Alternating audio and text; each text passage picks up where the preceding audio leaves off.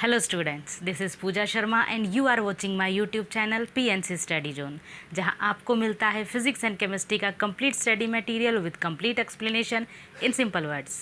तो अगर आप मेरे चैनल पे नए हैं तो चैनल को सब्सक्राइब ज़रूर करें ताकि फिज़िक्स जैसे टफ लगने वाले सब्जेक्ट्स को आप बहुत ही ईजी और सिंपल वर्ड्स में समझ सकें। तो स्टूडेंट्स, आज हम कौन सा टॉपिक करेंगे? तो आज हम जो एसिड बेस वाला हमारा केमिस्ट्री का चैप्टर नंबर 2 था, उसी का जो हमारा लास्ट टॉपिक रह गया था सॉल्ट्स वाला, वो आज हम स्टार्ट करेंगे। तो देखिए, सबसे पहले तो सॉल्ट्स होते क्या हैं? तो हमने एक न्यूट्रलाइजेशन रिएक्शन पढ़ी थी जिसमें एसिड और बेस आपस में रिएक्ट करते हैं और सॉल्ट और वाटर का प्रोडक्शन होता है। इसमें जो एसिड और बेस होते हैं वो एक दूसरे को न्यूट्रलाइज करते हैं, यानी एक दूसरे के इफ़ेक्ट को ख़त्म करते हैं। तो उसका जो एक प्रोडक्ट होता है सॉल्ट, वही आज हम पढ़ेंगे। तो सॉल्ट्स जो हैं उनके कुछ केमिकल्स हैं। मैंने एक टेबल प्रॉपरली यहाँ पे बना दिए ताकि हमें थोड़ा कम टाइम लगे इस चीज़ को ड्रॉ करने में, लिखने में। तो डायरेक्टली हम यहाँ से समझते हैं। देखिए सबसे पहले है हमारा कॉमन सॉल्ट, जो कि जनरली हमें पता है हम घरों में यूज़ करते हैं। चाहे आप नाम कुछ भी दे दीजिए, जैसे बोला जाता है काला नमक या फिर आप कहते हो सेंधा नमक, कोई फ़र्क नहीं पड़ता, वो होता आपका कॉमन सॉल्ट ही है। अब देखिए कॉमन सॉल्ट में सेकंड कॉलम हमने लिया है किसका? ये तो है, देखिए इनके जर्नल नेम कह सकते हो या कंपाउंड कह सकते हो। कंपाउंड जो है वो, या जर्नल नेम जो हम जो नॉर्मली बोला जाता है, इसको घरों में बोलते हैं या बेसिकली यूज़ होता है वर्ड ये। सेकंड है इनका केमिकल नेम और थर्ड है इनका केमिकल फार्मूला। आप केमिकल नेम याद कर लीजिए, केमिकल फार्मूला उसी से आप बड़ा इजीली बना लेंगे। 9th में आपने पढ़ा भी है फार्मूलेज जो है वैलेंसी से कैसे बनाए जाते हैं, बट डायरेक्टली आपको याद हो जाएगा, एक दो बार आप करोगे। नेक्स्ट है प्रिपरेशन, यानी इनको बनाया कैसे जाता है, चाहे हम लैब्स में करें चाहे घरों में करें, किसी भी तरीके से इनका प्रोडक्शन कैसे होता है वो है। और लास्ट है हमारे इनके यूजेस की, कहाँ कहाँ इनका यूज़ होता है। तो देखिए सबसे पहले हम बात करते हैं कॉमन सॉल्ट की। कॉमन सॉल्ट जिसका कि फॉर्मूला आपको पता होता है, काफ़ी बार आप पढ़ चुके हो, NaCl, और इसका जो केमिकल नेम है वो होता है सोडियम क्लोराइड। अब मेन चीज़ आती है इसके प्रोडक्शन की, इसको प्रिपेयर कैसे किया जाता है, इसको बनाया कैसे जाता है।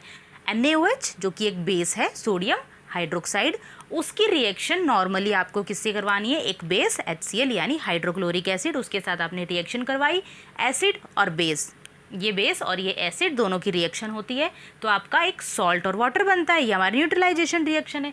तो वहाँ पे हमारा सॉल्ट जो बनता है वो कौन सा होता है? NaCl, जो कि हमारा कॉमन सॉल्ट है। अब यूजेस की बात करें, बहुत सिंपल से यूजेस है, जनरली हम इनको अपने घरों में यूज़ करते हैं, कुकिंग में। तो एक तो इसका यूज़ मेन हो जाता है कुकिंग में। सेकेंड है केमिकल्स में एज ए रॉ मटेरियल।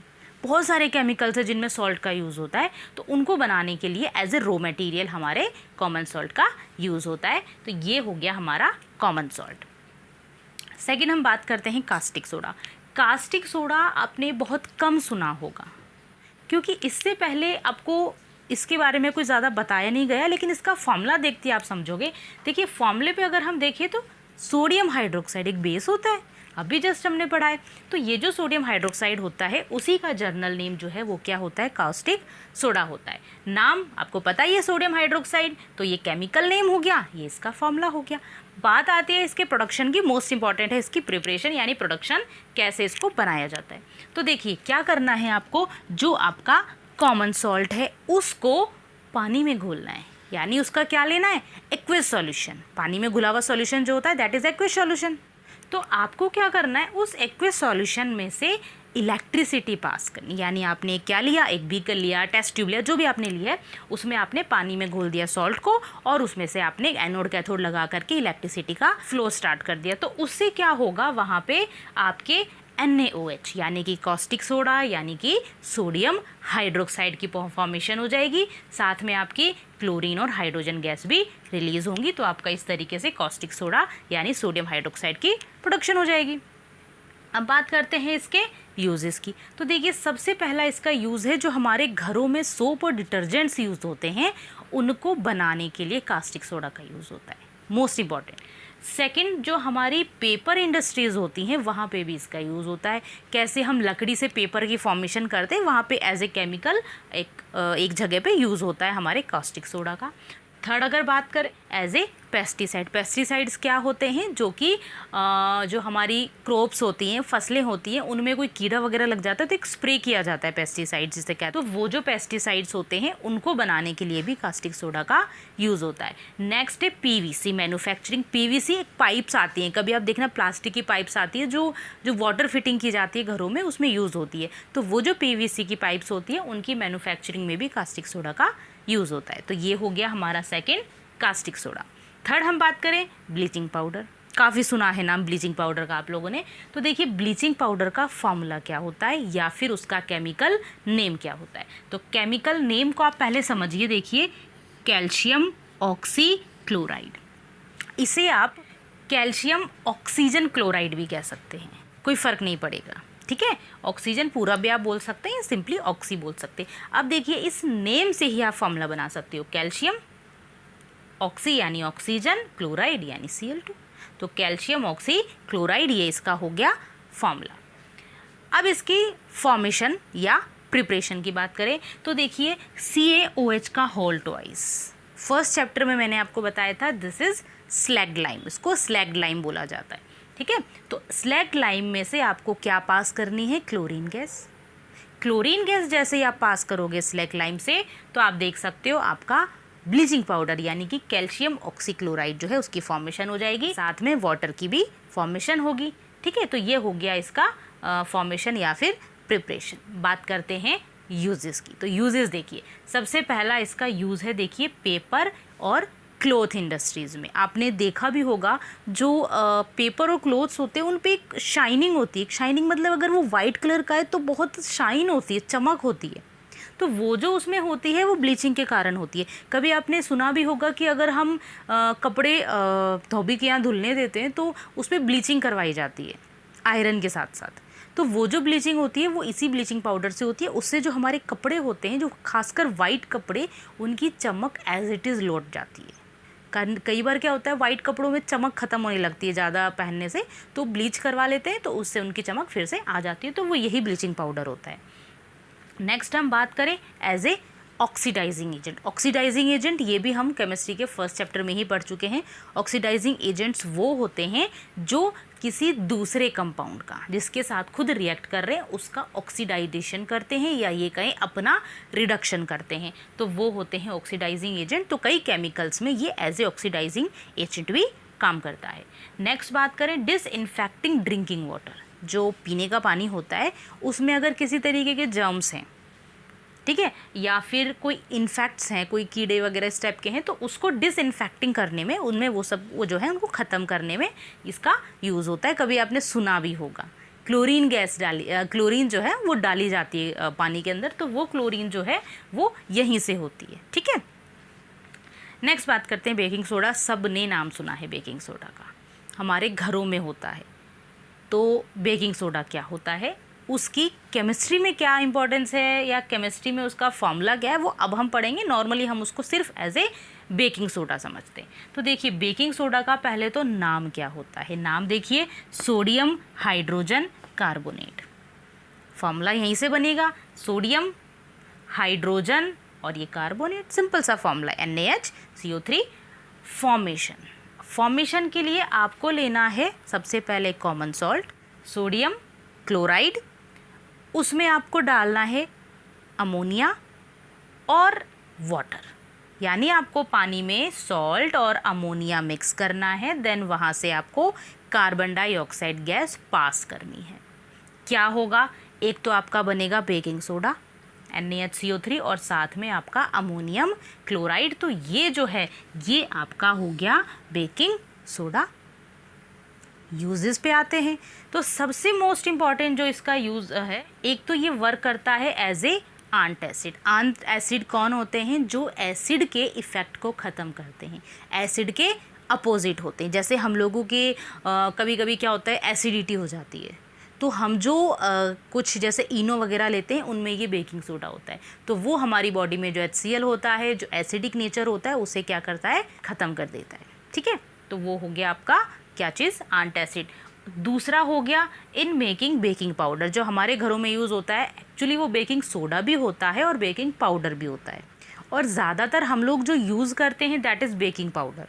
तो उस बेकिंग पाउडर को बनाने के लिए भी बेकिंग सोडा का ही यूज़ होता है। नेक्स्ट बात करें तो हमारे फायर एक्सटिंग्विशर्स में, फायर एक्सटिंग्विशर जो आग बुझाने वाले सिलेंडर्स होते हैं, जो आपने काफ़ी ऑफिसेज़ में, स्कूल्स में यहाँ सब देखे होंगे, रेड कलर के होते हैं, छोटे छोटे दीवारों पे लगे रहते हैं। तो वो जो फायर एक्सटिंग्विशर्स होते हैं उनमें भी ये बेकिंग सोडा भरा होता है। ओके, नेक्स्ट किचन और बेकरीज़ में, किचन में जैसे हम लोग पकोड़े बना रहे हैं या कभी हम घर पे ही केक वगैरह बनाते हैं या ढोकले वगैरह बनाते हैं, ऐसे चीज़ों में जो हमें स्पंज लाना होता है या उन्हें बहुत सॉफ्ट बनाना होता है या कुरकुरे बनाना होता है किसी चीज़ को, तो उसमें डाला जाता है। सेम ऐसे ही बेकरीज़ में केक होते हैं आपके, या आपके पेस्ट्रीज़ वगैरह होती हैं, इन सब चीज़ों को बनाने के लिए इसका यूज़ होता है ताकि उन्हें सॉफ्ट और स्पंजी बनाया जा सके। ओके, तो ये इसके यूजेस हो गए। नेक्स्ट हम आते हैं अब हमारा वॉशिंग सोडा। वॉशिंग सोडा जैसा कि नाम बता रहा है, वॉशिंग मतलब वॉश करने में यूज़ होगा, कपड़ों को, चाहे हम बात करें बर्तनों को, किसी भी चीज़ को वॉश करना हो तो वॉशिंग सोडा का यूज़ होता है। देखिए फॉर्मूले पे आते हैं सबसे पहले, और नाम जो है इसका chemical name sodium carbonate decahydrate. तो देखिए नाम से हम इसका फॉर्मूला बनाते हैं। सबसे पहले सोडियम हमने ले लिया, कार्बोनेट, सोडियम कार्बोनेट का फॉर्मूला आप सबको याद होगा Na2CO3 होता है। डेकाहाइड्रेट, इसमें आप ध्यान रखना ये जो हाइड्रेट है ये कहीं भी आता है इसका मतलब वाटर होता है। तो हाइड्रेट वाटर, और डेका मतलब होता है 10, तो 10 वाटर, बीच में डॉट लगाना है आपको। इस डॉट का मतलब क्या है बताती हूँ मैं आपको। देखिए इस डॉट का मतलब है कि ये जो है फॉर्म, ये क्रिस्टल फॉर्म है, इसका क्रिस्टलाइजेशन हो रखा है। क्रिस्टल से अब आप क्या समझते हैं, तो देखिए मैं आपको एक जर्नल से एग्जांपल से समझाती हूँ। घरों में हमारे शुगर होती है, शुगर के दाने होते हैं छोटे छोटे, बिल्कुल ट्रांसपेरेंट होते हैं, और एक फिक्स एक शेप होती है, रेक्टेंगल या स्क्वायर, जो भी आप समझो, स्क्वायर होता है एक्चुअली।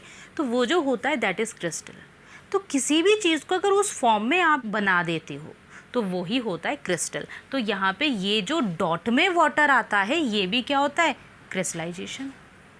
यानी कि जो वॉशिंग सोडा है वो क्रिस्टलाइजेशन की फॉर्म में होता है, उसका क्रिस्टलाइजेशन हो रखा है, क्रिस्टल फॉर्म है। फॉर्मेशन की बात करते हैं तो आपको क्या करना है, जो आपका सोडियम कार्बोनेट होता है Na2CO3, उसमें आपको ऐड करना है 10 H2O, यानी 10 एटम ऑफ H2O वाटर के। तो इससे क्या होगा, इसका क्रिस्टलाइजेशन हो जाएगा, इसे बोला जाता है crystallisation. This is the process of crystallisation of sodium carbonate. तो सोडियम कार्बोनेट का हमने क्रिस्टलाइजेशन कर दिया और आपका क्या बन गया, वॉशिंग सोडा। ठीक है, यूजेस देखते हैं। देखिए इसके यूजेस ये वाले हैं, ये मैं अलग अलग सेपरेट कर देती हूँ। इसके यूजेस ये हैं, ठीक है, हमारे सोडियम कार्बोनेट वाले। ठीक, तो देखिए अब इसके यूजेस की बात करें तो सबसे पहले softening of hard water. Hard water होता है खारा पानी, ठीक है। तो अगर आपको खारा पानी जो है उसकी हार्डनेस कम करनी है, खारापन कम करना है, तो उसके लिए उसमें क्या किया जाता है, वॉशिंग सोडा डाला जाता है, वो थोड़ा सॉफ्ट हो जाता है, खारापन उसका कम हो जाता है। नेक्स्ट हम बात करते हैं तो ये है हमारा कुछ इंडस्ट्रीज़ में यूज़ होता है, पेपर इंडस्ट्रीज़, टेक्सटाइल इंडस्ट्रीज़ और ग्लास इंडस्ट्रीज़। इन इंडस्ट्रीज़ में भी एज ए केमिकल इसको यूज़ में लिया जाता है। नेक्स्ट वॉशिंग क्लोथ्स, सबको पता है वॉशिंग सोडा जो है वो कहाँ यूज़ होगा, कपड़ों को धोने में, साथ में क्लीनिंग में। क्लीनिंग मतलब किसी भी तरीके की क्लीनिंग आप करते हो घर में। आप जैसे मान लीजिए कुछ भी चीज़ क्लीन करनी है तो आप सीधा क्या करते हो, सर्फ या साबुन लेते हो, उसी से आप साफ़ करते हो, तो वो हो गया क्लीनिंग पर्पस, तो उसमें भी वॉशिंग सोडा का यूज़ होता है। तो ये हो गए इसकी यूजेस, ठीक है। लास्ट है हमारा प्लास्टर ऑफ पेरिस। नाम जो है ये आपको थोड़ा अजीब लग रहा होगा, लेकिन अगर मैं इसकी शॉर्ट फॉर्म आपको बता दूं, POP, सबने सुना होगा। POP क्या होती है, एक वाइट कलर का पाउडर होता है। जनरली जो हम लोग छतों पे, सीलिंग्स पे जो डिज़ाइंस बनाते हैं कॉर्नर्स पे, वो इसी के बने होते हैं। तो ये होता है आपका POP, फुल फॉर्म होती है प्लास्टर ऑफ पेरिस। देखिए फॉर्मूले पे आते हैं, नाम पे आते हैं। तो नाम है इसका कैल्शियम सल्फेट हेमीहाइड्रेट, इसी की तरह नाम है, क्योंकि इसमें भी देखिए हाइड्रेट था, इसमें भी हाइड्रेट है। तो सबसे पहले हम कैल्शियम सल्फेट का CaSO4 होता है, हेमीहाइड्रेट, हेमी होता है हाफ, हाइड्रेट वाटर, तो क्या हो जाएगा फॉर्मूला, CaSO4 कैल्शियम सल्फेट और डॉट में half H2O, hemi half, hydrate H2O, ये इसका फॉर्मूला हो गया। प्रोडक्शन की बात करें तो उससे पहले मैं आपको बता दूं कि जो हमारा प्लास्टर ऑफ पेरिस होता है एक्चुअली वो जब स्टोन फॉर्म में होता है, सॉलिड फॉर्म में होता है, पाउडर फॉर्म में नहीं, सॉलिड फॉर्म में, तो उसे जिप्सम बोला जाता है। ठीक है, क्या बोला जाता है, देखिए जिप्सम, मैं यहाँ लिख देती हूँ, उसको जिप्सम बोला जाता है जब वो हार्ड फॉर्म में होता है। तो ये जो है आपका, ये आपका जिप्सम है, ये वाला जो फॉर्मूला है दैट इज़ जिप्सम, CaSO4.2H2O। उसमें आपके 2 एटम होते हैं वाटर के, उसको आप 373 केल्विन या 100 डिग्री सेल्सियस समझ सकते हो। उस पर अगर आप हीट करते हो, गरम करते हो, तो उसमें से क्या होते हैं, 1.5 वाटर के जो एटम्स हैं वो उसमें से रिलीज़ हो जाते हैं, और रिलीज़ होने से उसमें सिर्फ हाफ H2O बचता है। अब आप देखिए यहाँ पे क्या हुआ था, हमने ऐड करा था वाटर को, यहाँ नहीं था, ऐड करा था। यहाँ पे जो था उसमें से हमने कम करा है, ये क्रिस्टलाइजेशन था, ये रिक्रिस्टलाइजेशन है, यानी ऑलरेडी क्रिस्टलाइट फॉर्म में था वो, उसमें वाटर ऐड था, हमने रिमूव करा है। तो ये जो प्रोसेस होती है दैट इज़ रिक्रिस्टलाइजेशन। किसका, जिप्सम का। जिप्सम का रिक्रिस्टलाइजेशन करा तो हमें क्या मिल गया, प्लास्टर ऑफ पेरिस। और इसका टेम्परेचर आप स्पेशली ध्यान रखना, 373 केल्विन या फिर 100 डिग्री सेल्सियस, इतने पे ही आपको इसको हीट करना होता है। तो ये हो गई इसकी फॉर्मेशन। यूजेस आपको काफ़ी पता है इसके। जो डॉक्टर्स होते हैं, जब भी कोई बोन फ्रैक्चर हो जाती है, नॉर्मली आपने देखा होगा बोन जब फ्रैक्चर होती है तो प्लास्टर बांध दिया जाता है, हाथ या पैर जो भी होते हैं, तो उसमें एक वाइट बहुत ही हार्ड एक मटेरियल लगाया जाता है। तो वो जो हार्ड मटेरियल होता है वो आपका प्लास्टर ऑफ पेरिस होता है। उसको जब आप पानी में घोलते हो, पाउडर फॉर्म में होता है, जब आप उसे पानी में घोलते हो तो वो एक पेस्ट जैसा बनता है। लेकिन अगर कुछ देर आप उसे छोड़ दो, 10 से 15 मिनट लास्ट है, इतनी देर में ही वो एक पत्थर की तरह हार्ड हो जाता है। और वो जो हार्ड हो जाता है वो फिर से क्या बन जाता है, जिप्सम। उसका फिर से क्रिस्टलाइजेशन हो जाता है, पानी का वो जो अमाउंट उसने रिलीज़ करा था वो वापस से अपने अंदर डिसॉल्व कर लेता है, तो वो जिप्सम हो जाता है। तो वो जो फ्रैक्चर्ड बोन होती है उसको सेट करने में, पोजीशन पे लाने में जो यूज़ होता है, जो प्लास्टर वो सेट करने में, वो आपका क्या होता है, प्लास्टर ऑफ पेरिस। उसके बाद बात करते हैं हम for making toys and statues. जैसे बहुत सारे टॉयज़ आते हैं, या ये कहें बहुत सारे डेकोरेटिव मटेरियल्स आते हैं। आपके घरों में कोई स्टैचू है, कोई मूर्ति है, कोई डिज़ाइन, कोई भी शो पीस रखे होते हैं, कभी उन्हें पीछे कर, आगे तो बहुत सुंदर लगते हैं, पीछे से आप देखिए वाइट वाइट होते हैं, और बहुत ऐसे थोड़ा सा आप किसी चीज़ पर उसको हैमर्ड करोगे या किसी भी तरीके से ऊपर से गिरा दोगे तो वो टूट जाते हैं। तो वो जो बने होते हैं वो पीओपी के बने होते हैं। ऐसे जो हमारे घरों में वॉल्स पे डिज़ाइन होता है या सीलिंग पे डिज़ाइन होता है, वो डिज़ाइन भी किसके बनाए जाते हैं, पीओपी के, यानी कि प्लास्टर ऑफ पेरिस के। तो देखिए ये हमारे जो 6 केमिकल्स थे सॉल्ट्स के, वो मैंने आपको समझा दिए हैं। आप इसका पूरे का स्क्रीनशॉट ले लीजिए या फिर आप पॉज करके नोट डाउन कर लीजिए। और आपको कोई डाउट हो, आज हमारा ये कंप्लीट हो गया है, डाउट हो अगर आपको किसी भी तरीके का, तो कमेंट बॉक्स में आप मुझे बता सकते हैं, या फिर मैंने इंस्टाग्राम अकाउंट का लिंक भी दिया हुआ है चैनल पे। आप चैनल पेज पे जाइए, वहाँ पे आपको इंस्टाग्राम का जो लिंक है वो मिल जाएगा, आप मुझे सीधा DM भी कर सकते हैं। तो स्टूडेंट्स, मैंने आपको ये जो समझाया है इसे पढ़ के देखिएगा, और नेक्स्ट जो इस चैप्टर की वीडियो है उसमें मैं जितने भी हमारे टॉपिक्स में अभी तक कवर करे हैं हमने, उन सब के रिलेटेड कुछ भी ऐसा कोई पॉइंट जो छूट गया हो या कोई इम्पॉर्टेंट क्वेश्चन हो, वो मैं नेक्स्ट वीडियो में लाने वाली हूँ। तो तब तक पढ़ते रहिए, मस्त रहिए, और अगर वीडियो अच्छी लगी हो, आपको समझ में आया हो, तो फ्रेंड्स के साथ शेयर करिए। Thank you for watching.